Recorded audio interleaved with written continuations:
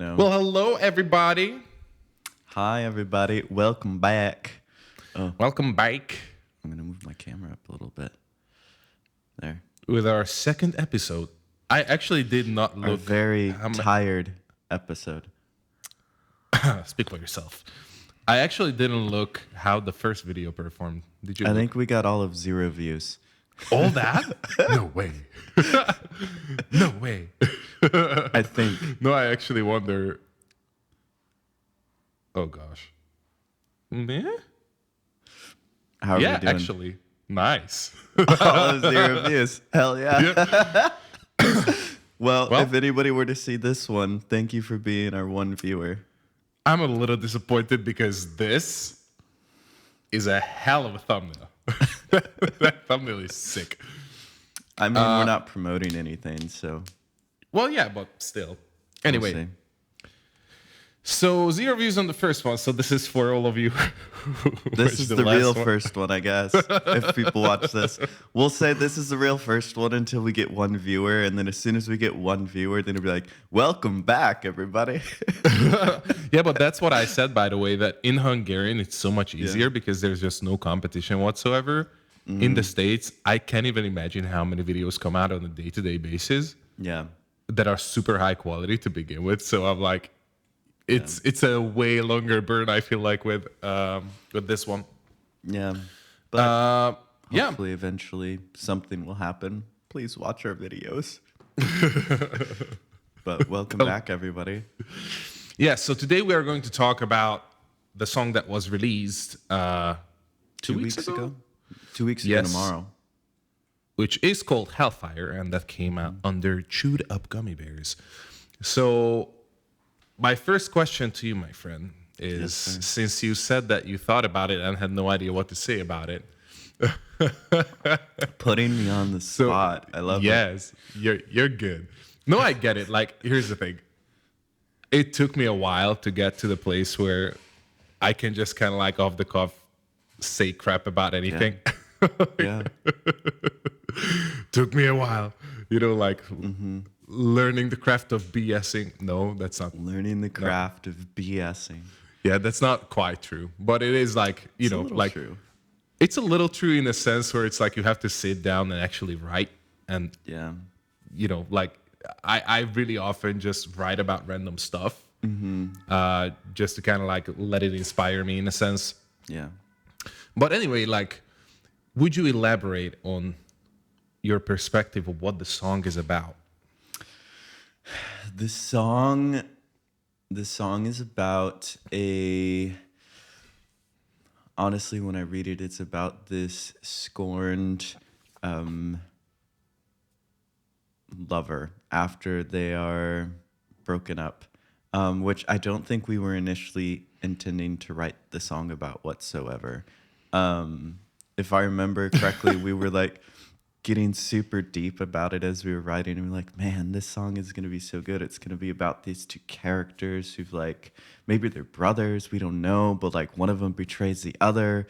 And then all of a sudden we're writing this, we're like, oh, this is what the song is about. Okay. But I think that's actually very true to songwriting so often. I mean, I've read so many different books on artistry and songwriting and things like that, where they're all talking about how you need to view art as this living thing, this living and breathing thing. And yes and no, but I do think that in some ways when you're writing, yeah, you can have sort of this mindset of I am playing God and I am the one that's going to be pulling the strings and like saying this is going to go here, this is going to go here, this is going to go here, and be hyper specific about it. And we've done that before. We do that all the time. We do that all the time, but this song we didn't.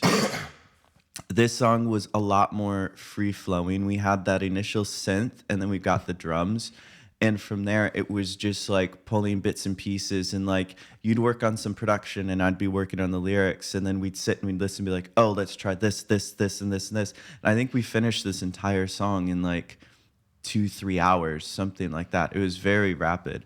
And I think a lot of times the songs that I end up going back to that we've written are the ones that have been super free flowing like that. Like, I don't know what it is about it. There's something in the air tonight.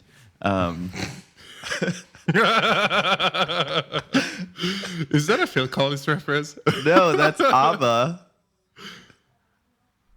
I'm in the air tonight. I mean, yeah, there's that one too. I'm telling but you. I was thinking, there's something in the air tonight.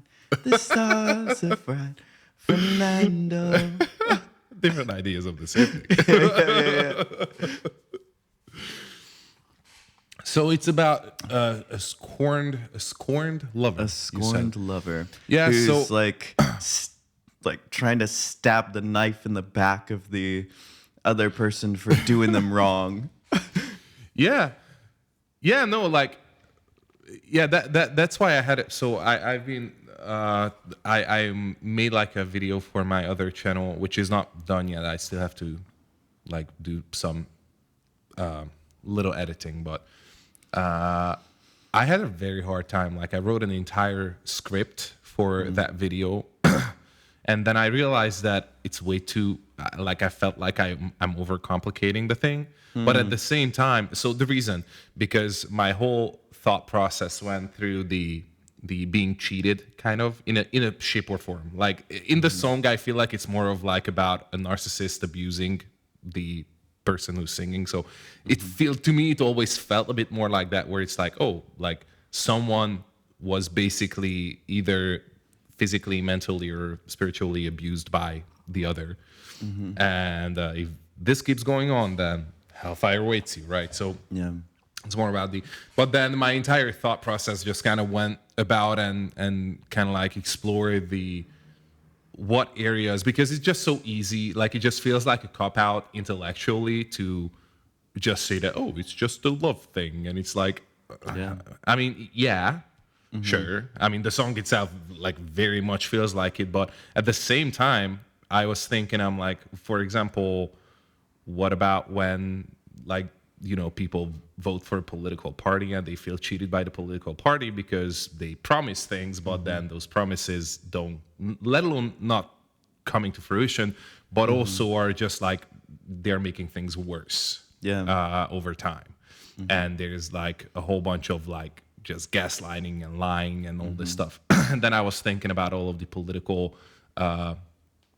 divide between people, how the media, or not the media, I guess, like whoever uses the media to promote their own campaigns and whatnot, are just basically trying to find scapegoats that, like, they're using the Caesarean method of divide and conquer. Yeah. Where it's like, if people hate each other, then they are very easy to control, because then you just kind of come in as like a savior of, or like the enemy of. And they always say that when you want to build a great cult, then you need to like find the common enemy in a sense. And yeah, so I had that thought process. I had the workplace thought process, and like how when you have a boss who's a douche and you're just like, so I just had all of these different aspects of like, what are the areas of people's lives where they encounter this. Yeah. And then I'm like, so as I was writing down this script, and I'm like, but this doesn't really, and then I was thinking, then I'm like, this doesn't really like convey my worry, or not worry, but it doesn't really convey what the negative of this idea is. What I mean by is that the song is basically about someone hurting you and you wishing them to hell, basically. Yeah. That's what the song is about. That's what the song is about. And I'm like, well, doesn't that tell a whole lot about us people? That, like, like we answer fire with fire kind of thing. Like, there's no grace and no mercy. So I just realized that maybe the point of the video should be much more like that, where it's like kind of like pointing out that the fact that we think it's okay to wish someone who's evil to hell speaks of a lot of like lack of what's a good word? It speaks of a lack of humility. And it's just Yeah. like you're very oblivious to your own existence in a sense. Yeah. I'm not saying that everyone is like, I'm not saying that all sins are the same in a way, or I'm not saying that there's no better or worse, again, behaviors. But it's just insane to me that people don't conceptualize that that what if I'm like, because the perspective of the song is from the someone who suffered Yeah. by the oppressor. Yeah. But what if for a moment, like, you twist the script and it's like, oh, this is of someone who you hurt.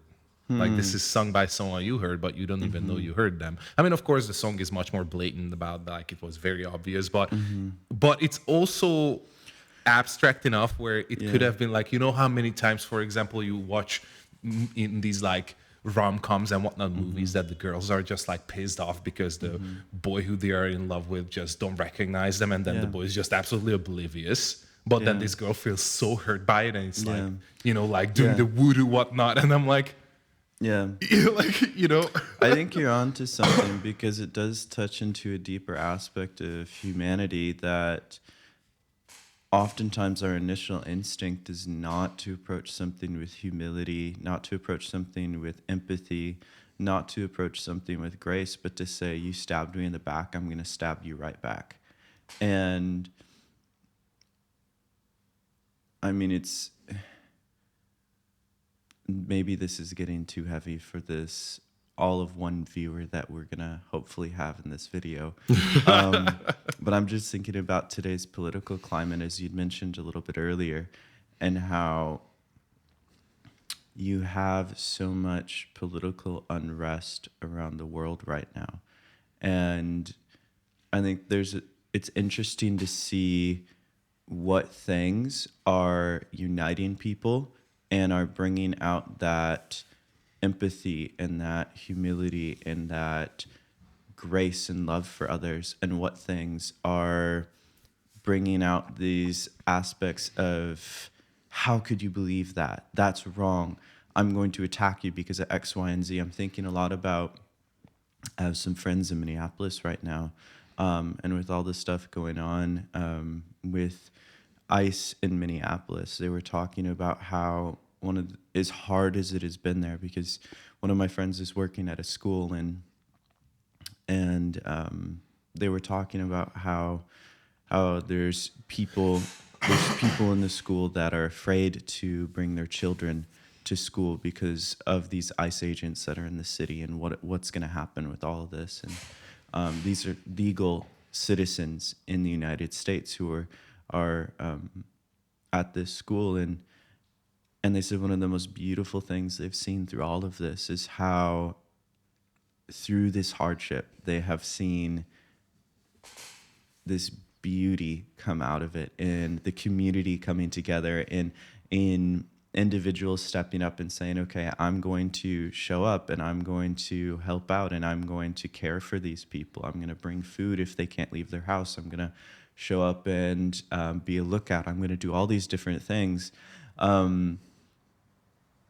And I think there's something to be said about that. I think there is elements of humanity that are inherently good, and that you can see through some of these hardships when people are inherently good, and that comes out and saying, I want to love this person, I want to care for this person. Yet also, I think there's different gradients or levels to that, of you have something like a relationship, and oftentimes the way people respond in that is you take sides. You have one person who you're best friends with since you were 17, and you have this other person that you only met because they're dating that person.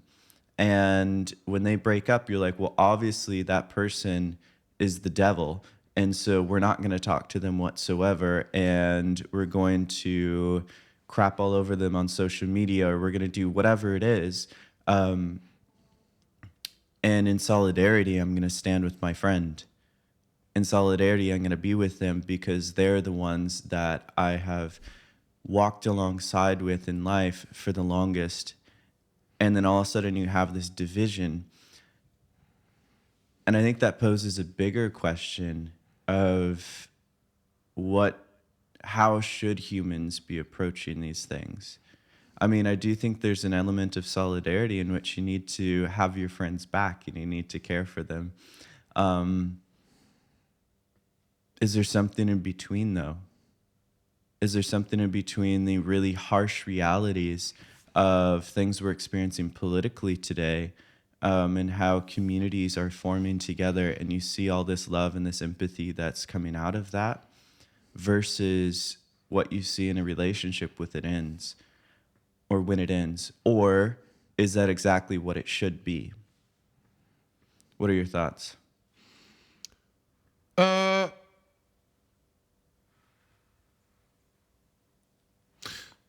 I don't know, because I don't know what motivates I don't know what's the motivation for the empathy. What I mean by that, and this is a non-political statement, so it has nothing to do with the state of politics in general, but people are either like, okay, so my experience with me coming to Christ, like, they say that, like, if you get saved, your life should be transformed, right? And the biggest way I felt like my life transformed, kind of like instantaneously in a sense, which of course, like later down the line, a lot of other things also transformed. But one of the main things, what I had to kind of like realize about myself, that I always thought about myself before I became a Christian, that I was a great guy, because I was just nice to everybody. And I was very helpful and kind and all this stuff. And what I came to terms with, and what I realized, or you could say that, like, kind of like God pointed out in my heart, that the only reason why I did that is because it made me feel good. Not that there's anything wrong with feeling good about doing good, but love, I think, kind of presses further than that, and love does the uncomfortable. And I think that's one of the reasons why there's so much divorce today as well in the world and in the church and everywhere, is because, like, the moment love becomes very uncomfortable, we just kind of step out of it and then find excuses and reasons why. And I'm not saying, like, again, I do believe that there are certain few examples of what justifies stepping out of that. Again, when there's like some type of abuse, then that's very understandable. But we can see that that's most of the time is not the reason why people step outside of love. So yeah, like that, I guess, kind of like bringing it back to your question, my question is, how much of this love is kind of self-serving, and how much of it is coming from a genuine place of sacrifice and true compassion? Because compassion, I don't know, like, I might be idolizing this, but in general, true compassion is something that is inherently sacrificial. Like, that means that you will truly sacrifice, like, and you will make yourself most likely very uncomfortable in order to help others, because it's just the way to do it. Now, that doesn't mean that you can't help without having to suffer or all that stuff. Again, like, I'm not saying that the other side is necessarily inherently by itself evil. I'm just trying to kind of point out that I don't know what the motivation is. Like, people like to help when it's easy to help, and they don't care to help when it's difficult to help, or like they think through twice and probably come to the conclusion that it's easier for them.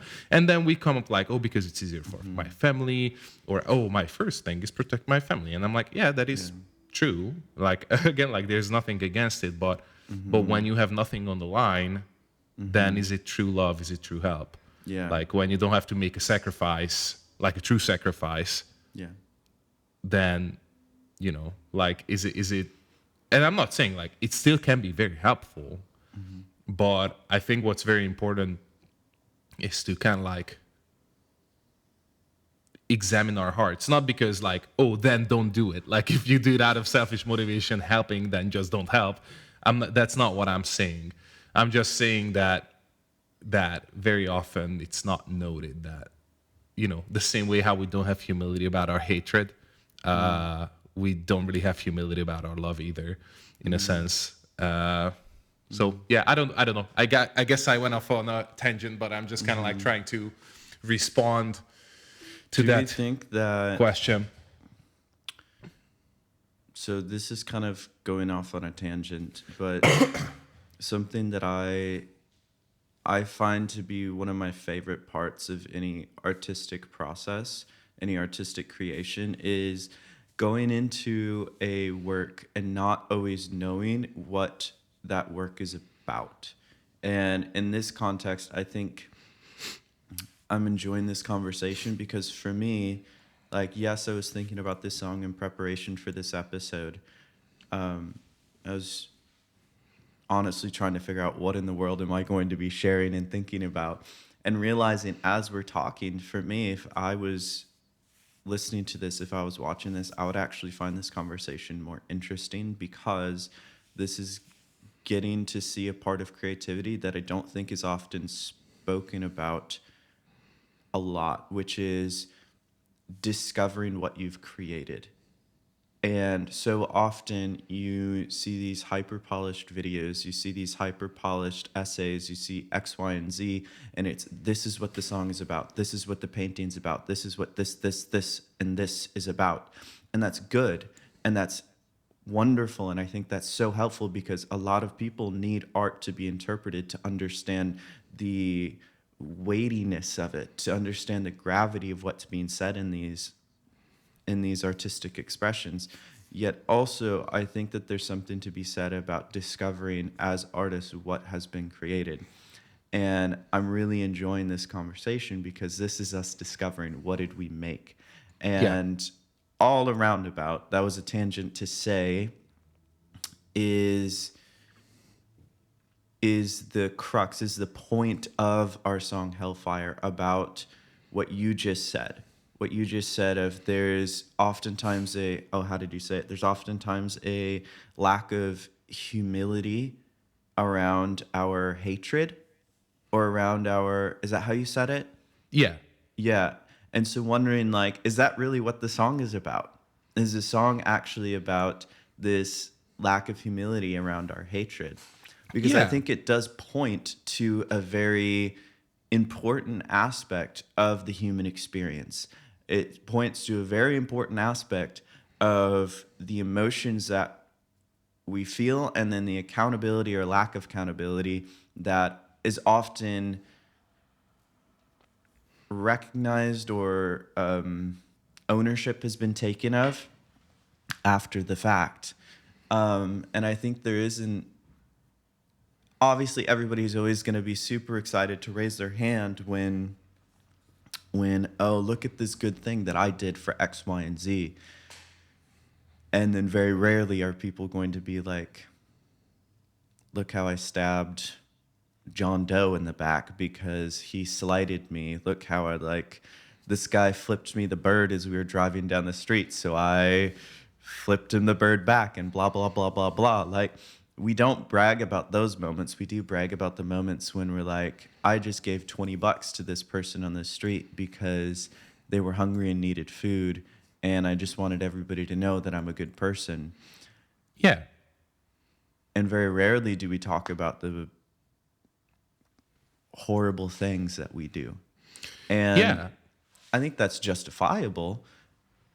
Who wants to talk about the bad things they've done? Yet I also think that's important. If you're not recognizing that in yourself, then how are you actually growing to get better? Because you can't continue to try to pursue goodness if you're not recognizing those broken bits in you. If you're just pretending like those broken bits don't exist, then how can you can't fix what's not broke. And if you think you're not broke, then you're never going to be able to fix anything. Welcome back, everybody. Sorry, we had some technical difficulties. We're back now. Yes. So where I was at is that I'm not saying that all sin is equal. What I'm saying is that the results are the same regardless, and recognizing that would have to get you to a place where you recognize that truly I'm really not that different from the perpetrators that are like that are hurting me. And like that actually kind of brings like this, I think, like a deeper understanding of what it means when Jesus says that love your enemies, because even evildoers love their friends. So that's not really that's not that big of a deal. Like, it's easy to love those who love you, but do you love those who despise you? And do you love those who want to harm you? Yeah. And to me, like that's kind of like where I arrived at, I guess, with this song. That I think what's really important to talk about, what I kind of want this song to be a representation for, is more of this internalization of recognizing that are we really that much better from the people that we wish to hell? It was like, to me, that was kind of like the moral pinpoint of the song itself. Yeah. Also, you wanted me to mention, because I think the recording was off by then, that like the process of creativity, where right now basically we are just figuring out what the song really is about. And I said that I actually find that the kind of like the most fun part. I mean, I love songwriting and producing, but intellectually, the most fun part to me about songwriting is the post process of songwriting, where it's like, okay, we wrote this song, whether it's like just random inspired word come after word kind of thing, or whether it's like, okay, let's write a story. Like, I never really feel like I have an agenda per se, that I'm like, this is what I want to say, or like, this is what I want the song to mean. Like, that's very rare. I'm not saying that it doesn't happen. Sometimes it does, but most of the time I just want to write a song that has a cool story. And most of the time I just get inspired by like doing an association, a word association game, or not association. What's the word? I think it is association, when you associate something to something, right? Yeah. So you play like a word association, or you look at a picture and then, like associate, like kind of like Dixit. Like just pull out random words or stories based off of like something. Yeah. And then just, write that story. Story. And then we can worry about what it has to do with me. And I think that's very liberating in a sense, because I feel like, especially in the Christian culture circle, I guess, or in Christian circles, there's so much of so many people are afraid to write songs that are not conveying the message of Christian values. And I do not have that worry whatsoever, because my perspective is, I'm not a Christian songwriter. I'm a songwriter who's Christian. So I can talk about anything and I can write about anything because I don't want my songs to represent kind of like a group thought idea of this is what it is. I want my songs to represent the human experience, and then how do I exist in the midst of that as a believer, as someone who I'm striving and trying to follow Christ, and I'm striving to follow those values that I believe are his values. And like I can write a song about wishing someone to hell, and then here I can tell my opinion, like just as I said, that I think it's very interesting how we are very quick to judge others, and we're quick to give judgment. And under judgment, I don't just mean like mentally, but even physically. Like we are quick to pick up stones, and very slow to examine our own hearts and examine ourselves. And Jesus multiple times actually said that, like when they wanted to stone the woman who coveted. No, it's not coveting. She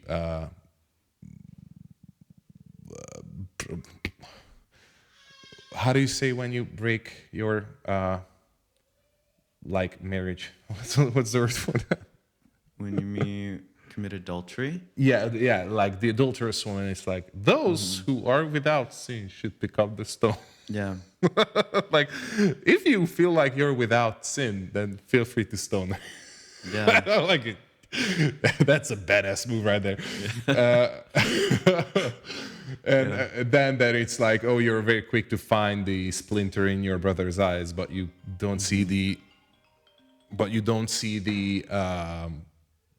whatever, I don't know the word for it, in your own, like the big old, the big old piece of wood in your own.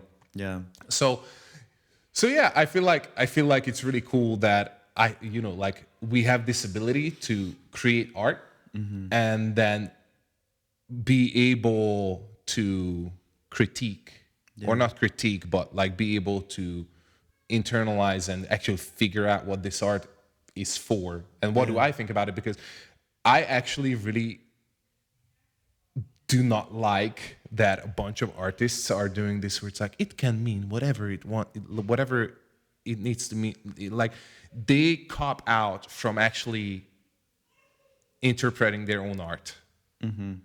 And I don't feel like that it's just to keep up mystery, but I think it's easier not to tell your ideas because then you don't invite in criticism. And I think that's a cop out. Like I believe that artists are the modern version of what kind of like the prophets were to the kings, in a sense where it's like we are the ones that are supposed to call out, like these moral shortcomings of today's day and age, in some shape or form. And kind of like, like I look at this song the same way how, like how the prophets are kind of like calling out bullcrap on the kings, that hey, come back to God. Like hey, come back from being your head shoved up in your bum and realize that you're not any better than the people that you sent to hell. Like you're really not. Like, yeah, you might see their sin and it's like their sin is greater and you might be right, but that doesn't make you any sinless and that doesn't make you any more deserving of anything. So it's like, why should I pity you when you probably also hurt people in your life? Maybe not to the same extent, but you're not exempt from sin. Like no one is. And to me, this is what this song really represents. Like it's like none of us are exempt from sin, and the proof of that is that when anyone listens to this song, they will think of someone who they, at some point in their life, at least, if still not to this day, wish to hell. Yeah. And that fact that you are so easily judging someone to eternal damnation is the perfect proof of you knowing nothing about your own shortcoming. And you not having the humility that is necessary to see clearly.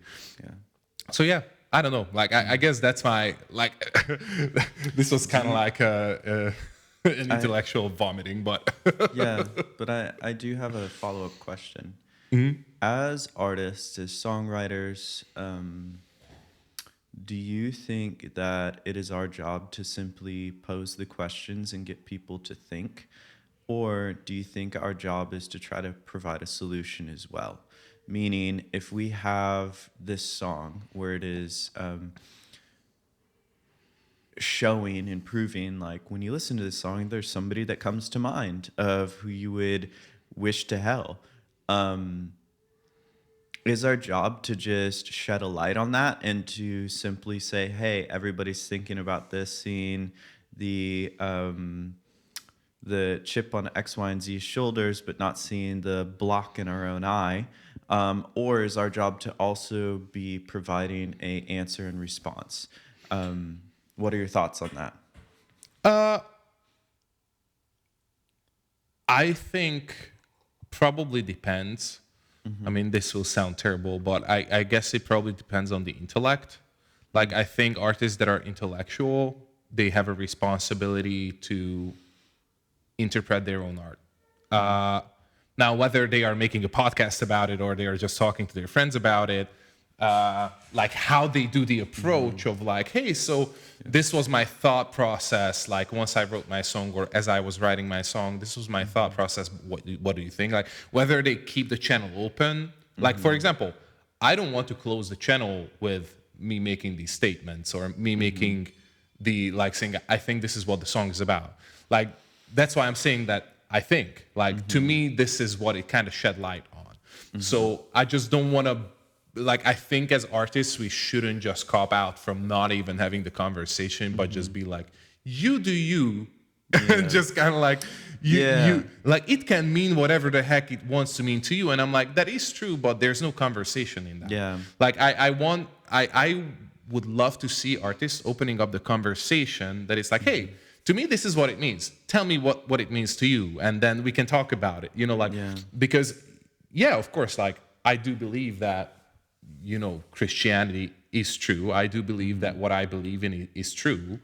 Now, I don't want to be not humble about it, and I want to understand other people. Like like that's my main motivation with writing music in general, is to have pieces of the same way how Dixit has a card, like a really pretty card, and then you start an entire conversation based off of that. Like I want music to be the same thing, where it's like it starts off a conversation.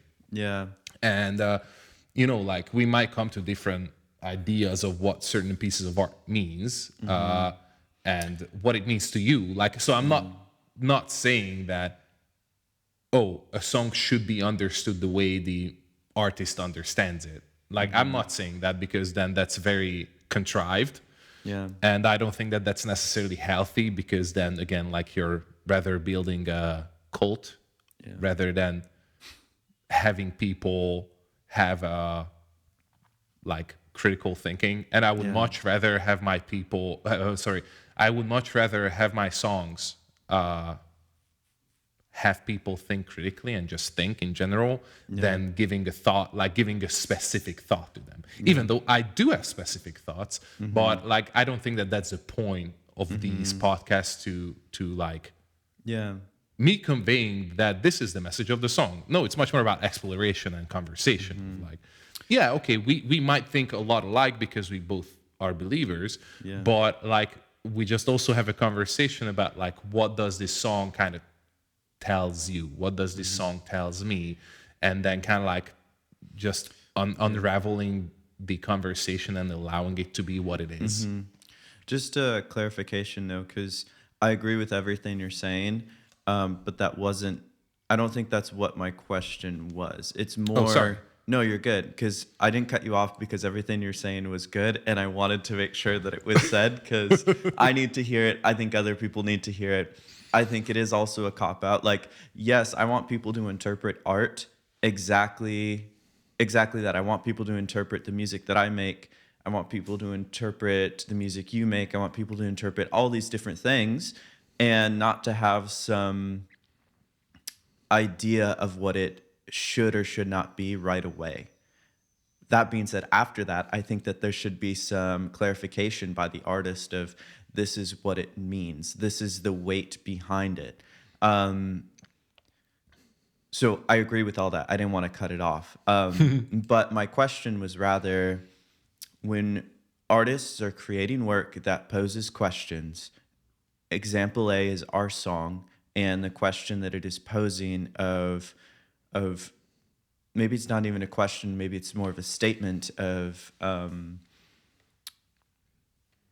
hatred towards someone else, wishing them to hell, and the brokenness in that. Is it our responsibility as artists to come up with a solution to that as well?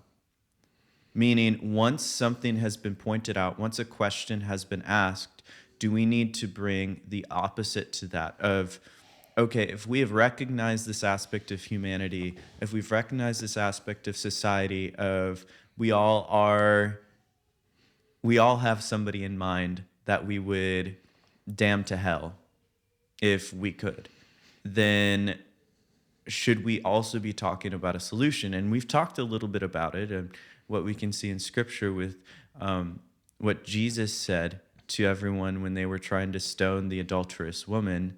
But should we be creating art that talks about that? Should it just be conversations like this? Or should we be stepping back, and the part that should be left up for interpretation for the viewers, the listeners, the consumers of whatever art it may be, that we should pose the question, we should make sure there's clear interpretation of what the artwork is, but after that, how people respond, we should not be stepping into that because that's someone else's job. As the artist, our job is to just pose the questions, and then somebody else's job is to give response and answer. Does that make sense? What do you mean by giving answer?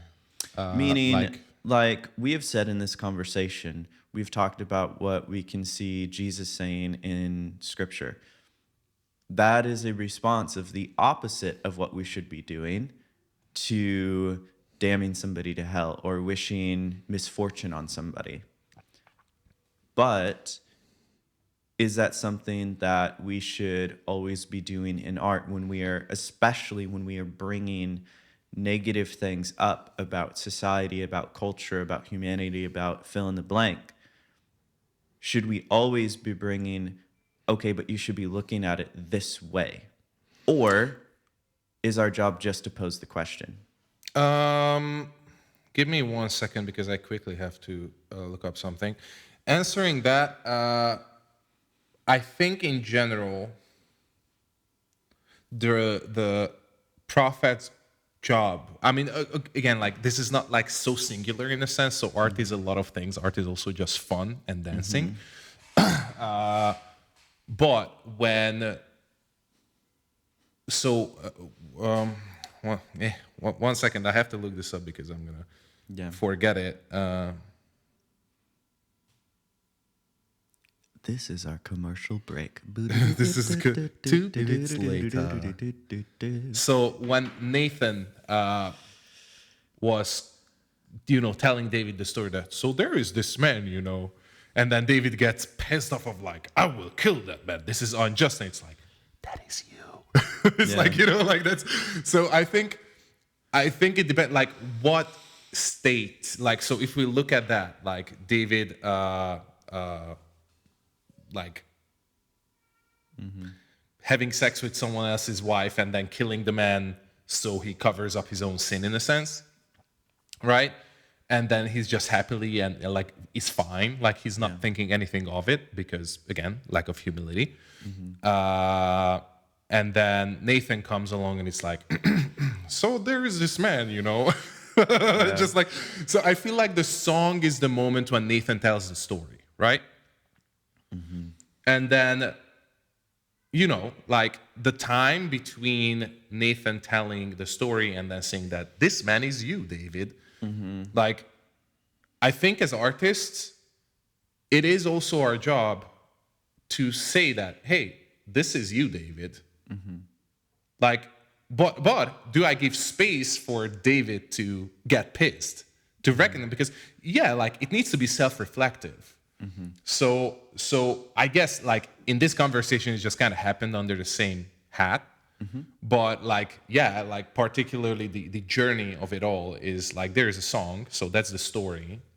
Then us talking about the how quick we are to pick up a stone is when David gets pissed and then pointing back that like, you're not any better than the man in the story. Like that man is actually you, or could it be you?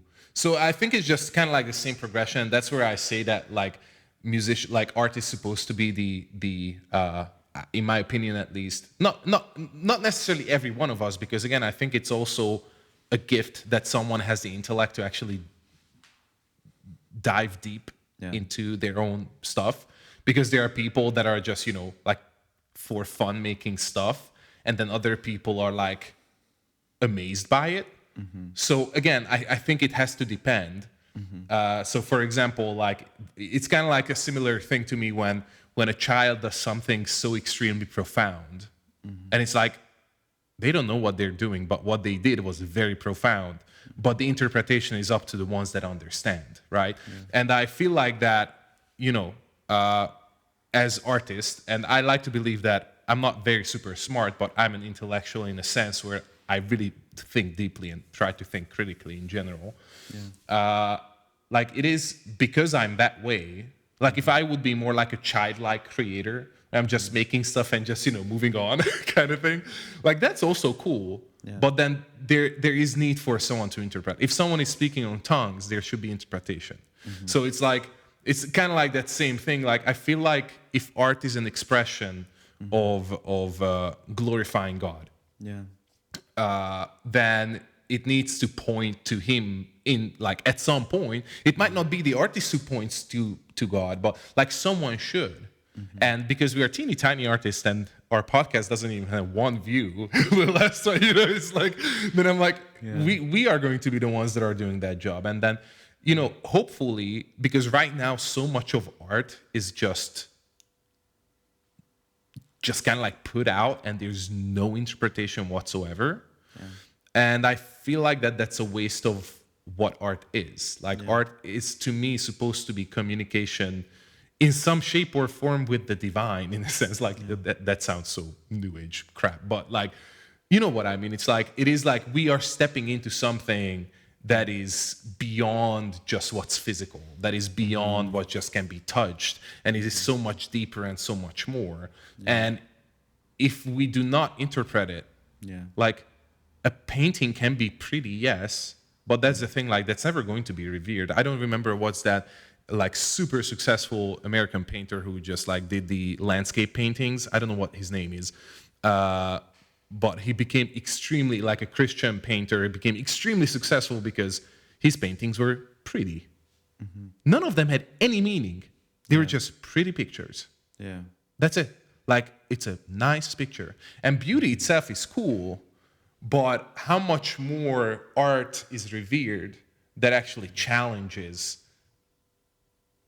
something? And I'm not saying that, like, every song needs to be something deep and meaningful, because again, like just beauty is also good enough often. And there's nothing wrong with that inherently. But when there's nothing else, then it just becomes very hollow. So if art is only pretty and there's no substance ever, then it just becomes hollow. And I feel like we are kind of in an age that is like that, where it's like everything is just so surface. Like it's either every song is written to just be fun and pretty, which is, again, there's nothing inherently wrong with that, or they are written to make a stance on an issue, but like it's actually very not deep. Like it doesn't invite you into thinking. It just invites you into, this is what I think, and I make a statement because I align with these people. Plenty of artists are doing that. And that's also hollow because they don't even know anything about the stance that they are taking most often. So it's like, it just becomes this very hollow, whitewashed tomb kind of thing where it's like, we are doing the pretty thing, we are doing the thing that it's called, but we don't actually fulfill its function. The same way how, the law was given and people were like doing the right thing and then, I'm justified by the law. And it's like, but are you really? Like, are you really justified by that? And I think as artists, we need to take the gift that same way of like, if you are to touch this gift, you should touch it with reverence. And like the same way where it's like false prophets were stoned. Now, artists that are not taking their own art seriously and not taking the power that God has given them through the ability to communicate through art, they're not taking that seriously, they're not going to get stoned because we are not living in like Stone Age anymore, or the Bronze Age or whatever. But it's like that is serious. And I want to look at art as something that is ultimately is a serious thing, whether it's just about beauty and fun. But again, like there is need for depth because otherwise you're just going to be forgotten as an artist, and you deserve to be forgotten as an artist because you never actually had substance. And I think there is need for substance. Again, not saying that every song ever has to be a very deep, meaningful something, but you should step into things that are difficult, and you should speak of things that are not easy, and you should have these conversations. And artists just cop out because they don't want the PR nightmare that it is to actually have an opinion. And so I don't know whether that answers your question in a sense, whether we should just ask the question and leave it there, or answer the question. I'm just answering from my perspective. I'm not, declaring that I am ultimate truth. Again, I'm not a cult. I don't desire to be a cult leader. I want people to think. And this is how, like, through these podcasts, we kind of like went through the thought process of like how we even got here, like, which is way after the song was written, because during the writing, you just like let the song be what it is. But I think because we have the intellect to actually be able to think about it and have these conversations, I think we're ought to, whether it's in a podcast form or it's just the two of us talking about it. But again, like, ultimately, like, if things are left alone, especially I feel like in today's day and age, then they are not going to be touched. They are just going to be enjoyed, which is cool. But isn't it cooler when it goes deeper than that? Yeah, and I think you're touching on this aspect of current culture and how we definitely live in a time when consumerism is so high, and especially in the Western world. And I think people are desiring more than that. I think people are desiring depth and meaning behind things, because historically art often did hold more meaning to it, but now it's whatever you see somebody throwing up on social media, whatever you see somebody throwing up on fill in the blank.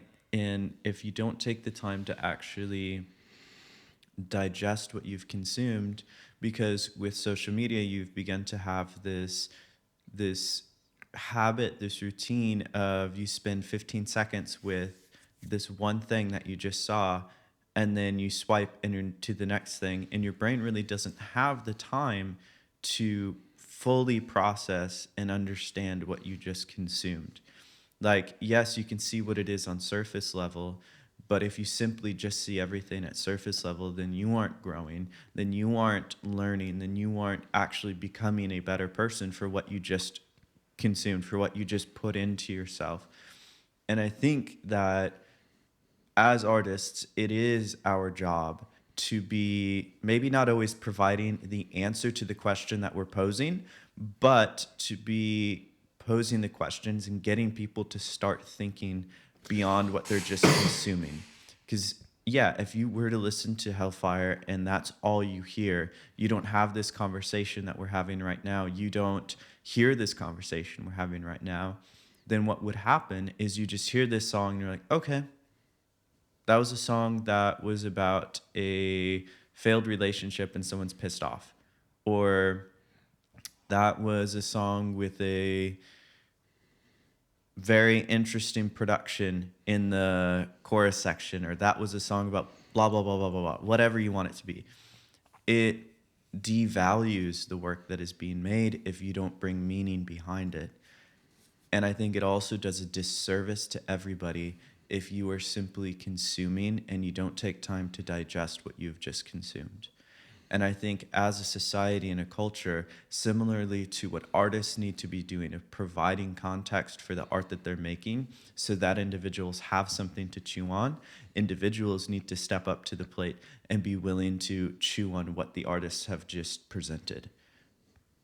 Yeah, absolutely. And, like, I was even actually thinking about to just like on my Hungarian channel, there's gonna be, because we are releasing so much music, then there's gonna be just plenty of content. But I'm like, oh, when there's kind of like an off week or something, I even thought about maybe I can just, like review other music in a sense, like a review, like from this same perspective of like actually thinking through what the song is about, if it's about something, because I really often feel like that, especially with pop nowadays, it's kind of difficult. I'm not saying that there's none, but it's just kind of difficult to find meaning in it. And I'm like, well, okay, is Hellfire the same way, where it's like, if someone just listens on the surface, it's hard? So are we just kind of like, making stuff up right now, as we are like,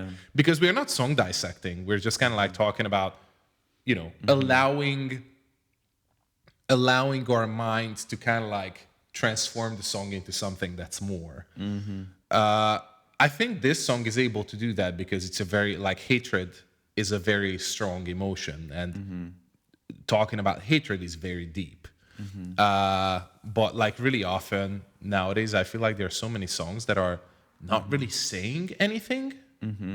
Like they are not even depicting something as strong as hatred. It's just, or if they do, it's so blatant in a way where it's like, I guess I don't know how to say this. It's just like, it might be just like, I've never spent enough time to actually think through these things, like think through these songs,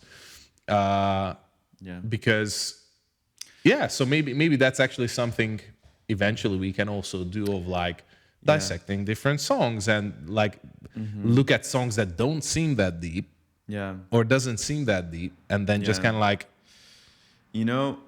kind of like go on that labyrinth run the same way, where it's like, okay, let's find something here.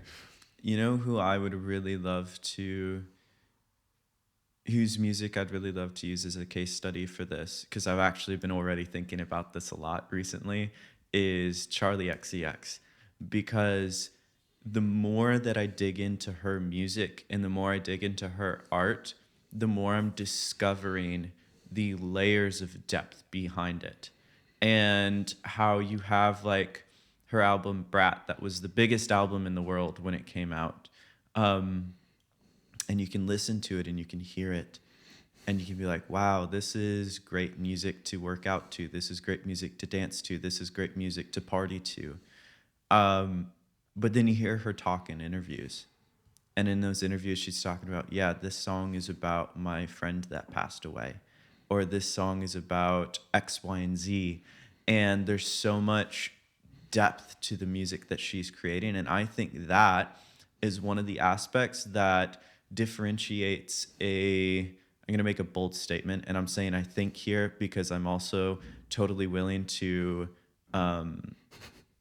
change my opinion on this if someone can prove me wrong. But I do think that is something that makes a great artist. Like the difference between a good artist and a great artist is someone that can create something that has levels to it, has layers to it, where there's sort of this consumable nature behind it. Because I think like when it is within a medium like dance music, when it's in a medium of party music or something like that, you need to be able to consume it in a fashion where if you're out with your friends and you're having a drink, there's a song that comes on, you can sing along to it or you can dance to it. But if you have the ability as an artist to then make something that people can do that to, and then people can also sit down and we could have a conversation like this about what has been created, that shows artistry. That shows a level of intellect. That shows a level of understanding what it means to be creating quality art that's posing questions, that the desire of the artist is to make their audience better for the music that they have consumed, or make their audience better for the work that they have received. That I think is what's making these artists, like the differentiation between the two.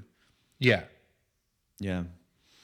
Well, I think Like, do you have anything else about the song or the? No, I think we've been all over the place, and this has been a good Yes. conversation. Yeah. So I guess the end note is just to, what do you think? Yeah. What do you think? To the listener, what do you think? If there's gonna be any. Yeah. If you were our one listener and you've reached to the end of this podcast, let us know what you think. We want to hear your thoughts on this.